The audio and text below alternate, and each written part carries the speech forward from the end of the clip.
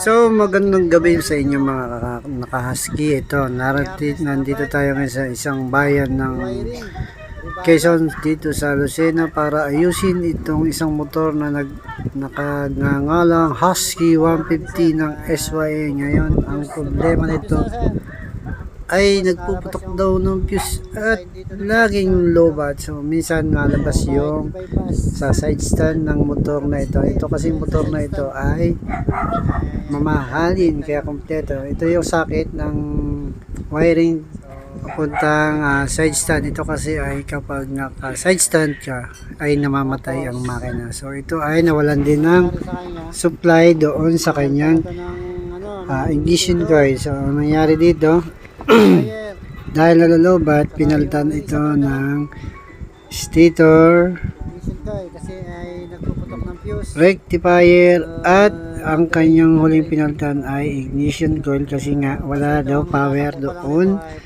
sa ignition coil, kaya pinalitan siya ng bago. Ito naman ay abot pa sa warranty kaya ito ay walang babayaran. So ang naging trouble namin dito ay tanggalin ang mga cover para ma-expose ang mga wire. So mapapansin nyo dito sa video na ito nga ay dito nagsimula ang kanyang problema. Yan po ang nangyayari. Meron pong isang wire yan, at didikit dito yan. Hindi, ginalaw ko dito. Hop.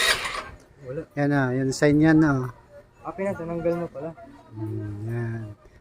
So dito po yan, problema, may dumikit na na wire.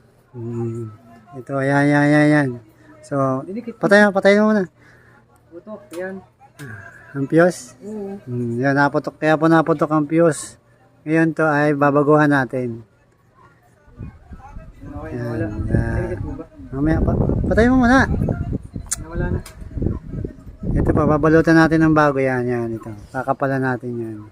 Itong wire na to na nakalagay dito, yan. Dito po siya tumatama. Yan. Natakbo na po. At bibili lang po ng Kulan. bibili lang po